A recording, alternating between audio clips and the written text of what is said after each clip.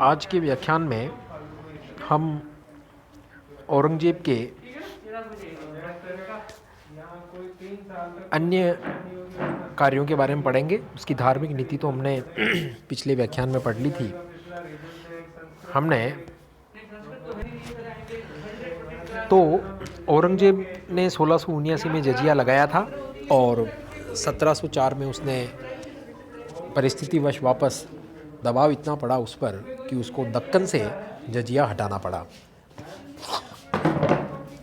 औरंगजेब का जजिया कर लगाने का उद्देश्य धार्मिक न होकर राजनीतिक उद्देश्यों से प्रेरित था, क्योंकि वह राजपूतों और मराठों के विरुद्ध मुसलमानों को संगठित करना चाहता था। औरंगजेब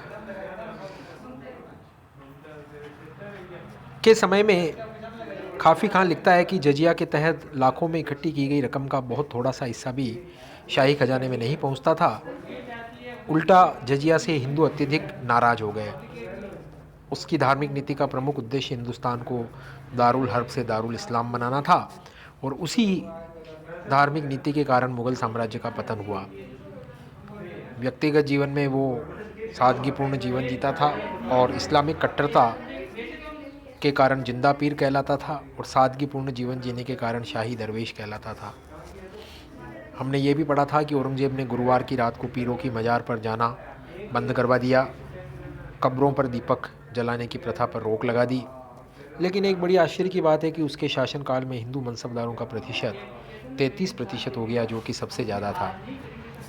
अकबर के समय में भी इतने हिंदू मनसबदार नहीं थे जितने कि औरंगजेब के शासनकाल में थे, और इन 33% मनसबदारों में से भी सबसे ज़्यादा मराठा और दक्षिण के अमीर थे।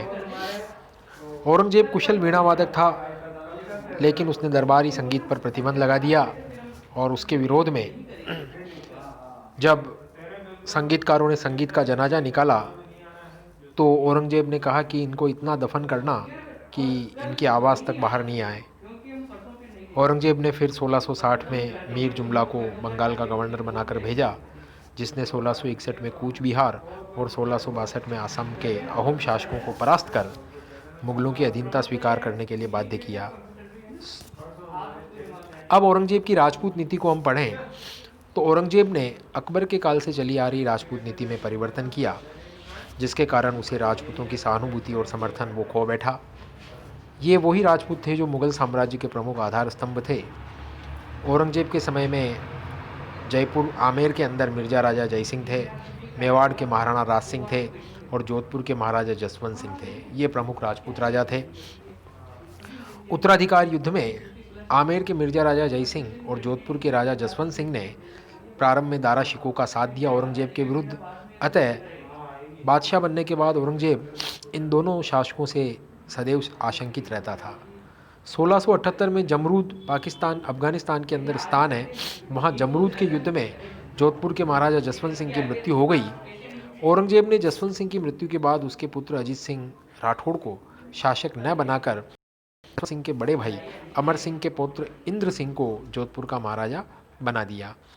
औरंगजेब ने अजीत सिंह, जो कि महाराजा जसवंत सिंह का पुत्र था, नवजात पुत्र, उसको इस्लाम स्वीकार करने की शर्त पर मारवाड़ का शासक बनाने का वचन दिया, किंतु उस अल्पवयस्क नवजात शिशु अजीत सिंह का जो संरक्षक था राठौड़ दुर्गादास, वो महाराजा जसवंत सिंह का सेनापति भी था।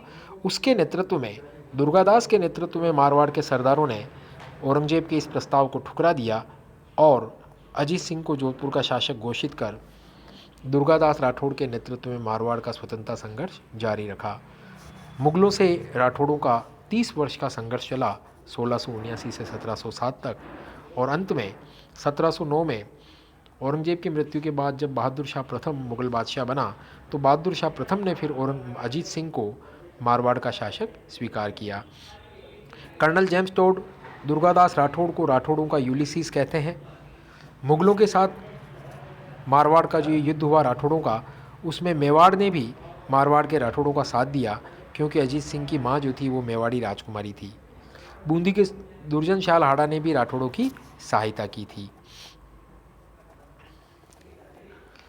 मेवाड़ का शासक महाराणा राज सिंह, वो भी जजिया लगाने से नाराज़ था। उसके पुत्र जयसिंह ने औरंगजेब के विद्रोही पुत्र अकबर को बगावत करने में मदद की। 24 जून 1681 को मेवाड़ के महाराणा जयसिंह और औरंगजेब में संधि हो गई, जिसके तहत औरंगजेब ने मेवाड़ पर जजिया की एवज में मांडलपुर और बदनौर के परगने लिए। ये महाराणा जयसिंह जो राजा महाराणा राज सिंह का पुत्र था, महाराणा जयसिंह और औरंगजेब के बीच में ये संधि हुई थी 24 जून 1681। तो औरंगजेब ने अब मेवाड़ पर जजिया लेना बंद कर दिया और उसकी एवज़ में मांडलपुर और बदनौर के परगने मेवाड़ से ले लिए। अब औरंगजेब के दक्षिण अभियान और उसकी नीति को देखें हम, तो औरंगजेब ने 1636 से 1644 तक अपने पिता मुग़ल सम्राट शाहजहाँ के समय में दक्षिण की सूबेदारी निभाई थी।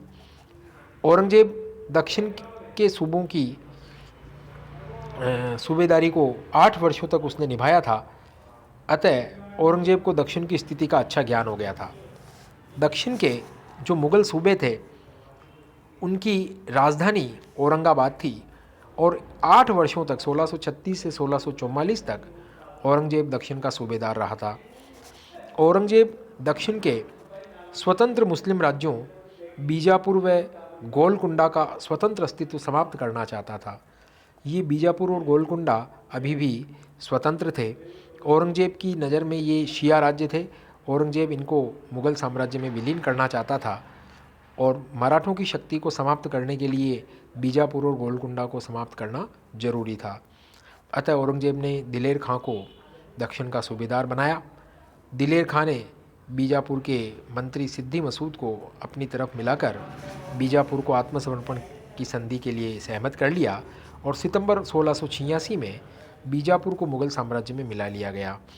बीजापुर का जो सुल्तान था सिकंदर आदिल शाह, उसको औरंगजेब ने खान का पद दिया और 1 लाख रुपए वार्षिक उसको पेंशन दी।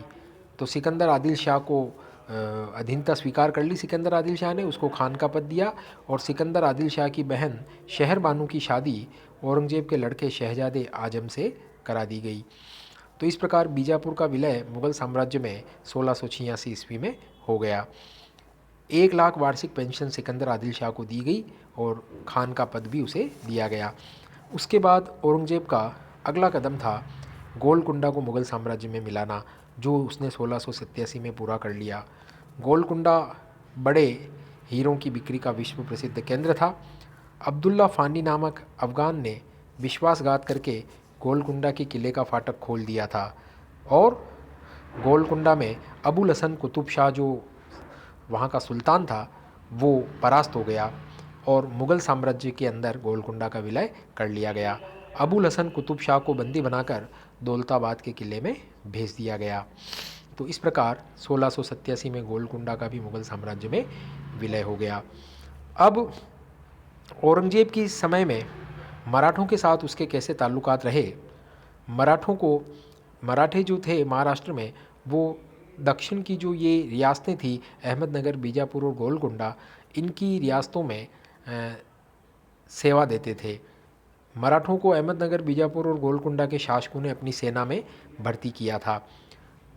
मराठों का मुग़लों से स्वतंत्र रूप से पहला संघर्ष 1657 में हुआ था, जब शिवाजी ने अहमदनगर और जुन्नार के किले पर आक्रमण किया। बाद में औरंगजेब के विरुद्ध मराठों की 4 पीढ़ियों ने संघर्ष किया। सर्वप्रथम तो शिवाजी ने अपने जीवन काल में औरंगजेब से संघर्ष किया 1680 तक। उसके बाद शिवाजी के पुत्र संभाजी ने 1689 तक संघर्ष किया। उसके बाद शिवाजी के एक अन्य पुत्र राजा राम, उन्होंने 1689 से 1700 तक संघर्ष किया और बाद में राजा राम की मृत्यु के बाद उसकी विधवा ताराबाई ने 1700 से 1707 तक संघर्ष किया। तो कहने का मतलब औरंगजेब के विरुद्ध मराठों की 4 पीढ़ियों ने संघर्ष किया। 1660 में जब शिवाजी मराठों के छत्रपति थे, उस समय दक्षिण का मुग़ल सूबेदार था शाइस्ता खां। ये औरंगजेब का मामा था। उसने शिवाजी पर आक्रमण किया था और पूना, शिवपुर और चाकन के किलों पर अधिकार कर लिया था। 1663 में शिवाजी ने इस शाइस्ता खां के पूना स्थित महल पर चुपके से आक्रमण किया और इस अचानक आक्रमण में शाइस्ता खां का अंगूठा कट गया। आमेर के राजा मिर्ज़ा राजा जयसिंह को फिर औरंगजेब ने भेजा और औरंगजेब के विरुद्ध मिर्ज़ा राजा जयसिंह ने 1665 में 22 जून को पुरंदर की संधि के लिए विवश कर दिया शिवाजी को और 22 जून 1665 को पुरंदर की संधि शिवाजी को करनी पड़ी मिर्ज़ा राजा जयसिंह के साथ में। इस पुरंदर की संधि के दौरान फ्रांसीसी डॉक्टर बर्नियर भी वहाँ उपस्थित था और 1666 में फिर शिवाजी को मिर्ज़ा राजा जयसिंह स्थायी संबंध स्थापित कराने के लिए वहाँ से आगरा बुलवा के लाया, लेकिन आगरा के दरबार में शिवाजी का अपमान हुआ तो शिवाजी जाने लगे तो औरंगजेब ने शिवाजी को कैद कर लिया जयपुर भवन में और नज़रबंद कर दिया। लेकिन 1666 में आमेर मतलब जयपुर भवन से चकमा देकर के शिवाजी फरार हो गए। उसके बाद में उन्होंने संघर्ष जारी रखा। 1680 में मृत्यु के बाद शिवाजी के पुत्र संभाजी ने संघर्ष जारी रखा औरंगजेब के विरुद्ध, किंतु शिवाजी के पुत्र संभाजी को 1689 में संगमेश्वर के युद्ध में मुगलों ने पकड़ लिया और संभाजी और उनका जो मंत्री था कवि कलश, उन दोनों को यातना देकर के मार डाला गया। तो ये इस प्रकार से संभाजी के विरुद्ध औरंगजेब ने कठोरतम नीति अपना करके उसे इस्लाम स्वीकार करने के लिए बाध्य किया, किंतु नहीं माना तो उसको उसके मंत्री कवि कलश के साथ मार डाला गया। इसके बाद मराठों का गुस्सा औरंगजेब के विरुद्ध और ज़्यादा बढ़ गया। औरंगजेब के काल में मुग़ल साम्राज्य का क्षेत्रीय विस्तार सर्वाधिक था। औरंगजेब बाद में 1682 से ही मराठों के दमन के लिए दक्षिण में तैनात था और अपनी मृत्यु 1707 तक अर्थात 25 वर्ष तक औरंगजेब को दक्षिण में ही रहना पड़ा और ये दक्षिण भारत औरंगजेब के लिए कब्रिस्तान सिद्ध हुआ। जिस प्रकार कहा जाता है कि स्पेन के नासूर ने नेपोलियन को बर्बाद कर दिया, उसी तरह दक्कन के नासूर ने औरंगजेब को नष्ट कर दिया। स्पेन के नासूर ने नेपोलियन बोनापार्ट को हरा दिया था, फ्रांस के सम्राट नेपोलियन बोनापार्ट को बर्बाद कर दिया था स्पेन के नासूर ने। उसी तरह दक्कन के नासूर ने औरंगजेब को नष्ट कर दिया। दक्षिण अभियान के इन 25 वर्षों में औरंगजेब ने अपने बेहतरीन सेनापति, सैनिक और धन को खोया, जिससे साम्राज्य की सैनिक शक्ति व अर्थव्यवस्था कमज़ोर हो गई। औरंगजेब ने दक्षिण के सम्राट की उपाधि भी धारण की और दक्षिण में विद्रोहों का दमन करते हुए और मराठों के विरुद्ध लड़ते हुए ही 3 मार्च 1707 को अहमदनगर के पास औरंगजेब की मृत्यु हो गई। औरंगजेब के शव को दौलताबाद से 4 किलोमीटर दूर खुलदाबाद में फ़कीर बुरहानुद्दीन की मज़ार के पास दफना दिया गया। इटली का वैद्य घमेली करेरी औरंगजेब के काल में भारत आया था और उसने 1695 में औरंगजेब को देखा था और औरंगजेब के अंतिम वर्षों का घमेली करेरी ने सुंदर वर्णन किया है। मुग़लों के समय औरंगजेब के समय विशाल और कुशल तोपखाना मुग़लों के पास था। औरंगजेब के पास एक जलपोत था जिसका नाम था गंज ए सवाई। ये जलपोत 80 तोपों और 400 तोड़ीदार बंदूकों से युक्त था। तो ये औरंगजेब के समय की कुछ मराठों के विद्रोह और राजपूतों के विद्रोह को हमने पढ़ा। उसके बाद औरंगजेब के समय जाटों ने भी विद्रोह किया, सतनामियों ने भी विद्रोह किया और अफ़गानों ने भी विद्रोह किया, बुंदेलों ने भी विद्रोह किया और स्वयं औरंगजेब के पुत्र शहजादे अकबर ने भी विद्रोह किया। सिखों ने भी विद्रोह किया।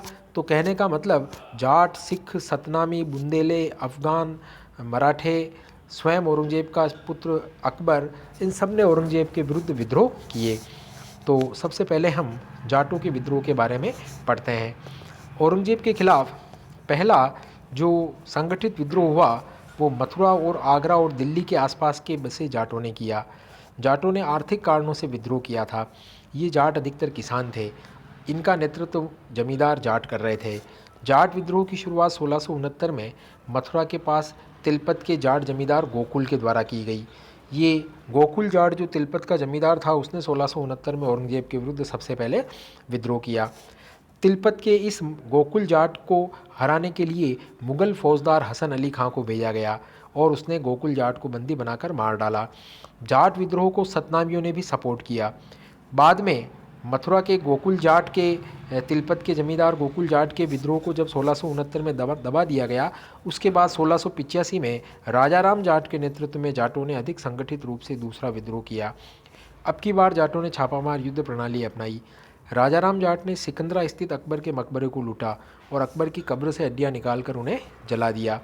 राजाराम जाट के इस विद्रोह को समाप्त करने के लिए 1688 में अकबर के पोते बीदर बख्श और आमेर के राजा बिशन सिंह को भेजा गया। तो ये शहजादा अकबर औरंगजेब का पुत्र था, उसके पोते बीदर बख्श और आमेर के राजा बिशन सिंह को भेजा औरंगजेब ने राजाराम जाट के विद्रोह को दबाने के लिए। तो बीदर बख्श और बिशन सिंह ने राजाराम को परास्त किया और 1688 में राजाराम जाट की मृत्यु के बाद उसके पुत्र, उसका भतीजा चूड़ामन जाट ने जाटों के विद्रोह को औरंगजेब की मृत्यु तक जारी रखा। चूड़ामन जाट ने भरतपुर के स्वतंत्र जाट राज्य की स्थापना की और वास्तविक जाट शक्ति को चूड़ामन के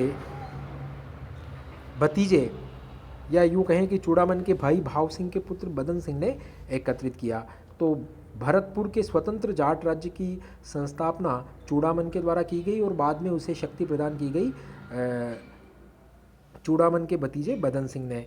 तो स्वतंत्र जाट राज्य की स्थापना करने वाला और उसे शक्ति प्रदान करने वाला चूड़ामन और बदन सिंह माने जाते हैं। दोनों काका भतीजा थे। 7 जून 1756 को बदन सिंह की मृत्यु के बाद उसका दत्तक पुत्र सूरजमल जाट उसका उत्तराधिकारी बना और सूरजमल को जाट जाति का प्लेटो भी कहा जाता है, जाट यूलिसिस भी उसे कहा जाता है। तो ये औरंगजेब के समय में 1669 में तिलपत के जमींदार गोकुल जाट का विद्रोह, 1685 में राजाराम जाट का विद्रोह और उसके बाद 1688 में चूड़ामन और उसके भतीजे बदन सिंह के द्वारा विद्रोह। तो ये औरंगजेब के समय जाटों का विद्रोह। अब हम औरंगजेब के समय सतनामियों के विद्रोह को पढ़ेंगे अगले व्याख्यान में। धन्यवाद।